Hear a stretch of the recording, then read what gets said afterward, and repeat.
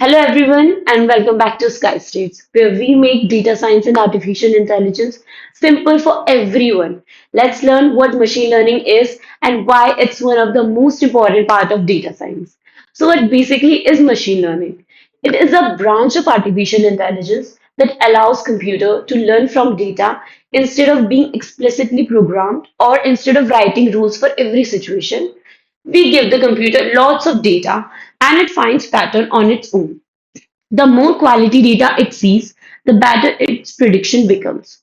So, where we can use machine learning in data sciences, and what are the uses of machine learning in data sciences?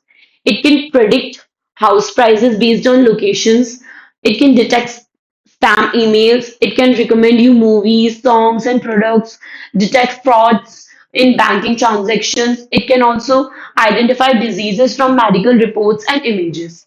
So, what is the reason for learning machine learning?